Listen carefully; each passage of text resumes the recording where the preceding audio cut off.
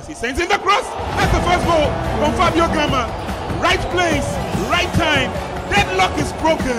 We are in for a game. Alright, welcome guys, welcome back to Daily Porcupine, the ultimate Kotoko fan channel. If you're new here, you know what to do. Subscribe and hit that notification bell.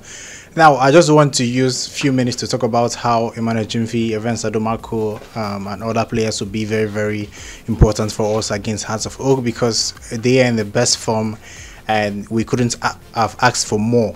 Because right now we need everyone to be at the best before we face House of Oak this weekend. Evans Adomako has been scoring lately. We want him to get his firing boots or his scoring boots again when we face House of Oak. Emmanuel Jimfi scored 5 goals so far under Mariano Barreto. No player has scored more. Fabio Gama has been assisting, scoring. That is what we want, as we are hoping to meet and beat House of Oak this weekend. So I'm very happy that everyone is in a fine form.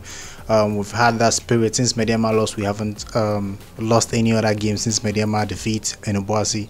That was that is Mariano Barreto's only defeat under Kotoko. So going into this House of Oak game, I'm very happy that the players are in their good form, and I hope we beat them. I would like to know your thoughts. How are you feeling ahead of that game? I'll be doing a bunch of videos, as you can see my new background. We're doing a bunch of videos before that particular game this weekend, and I'll be talking about the game, the build-up, and probably reactions in the stadium on the match day. So I'd like to know your thoughts. How are you feeling? How are you feeling towards the game? I would like to know your thoughts. Put down in the comment section and tell me what you think. How do you like my background? If you like it, let me know in the comment section too. So I think that's all for today. If you haven't subscribed, do it right now and hit the notification bell. Till next time, guys. Goodbye.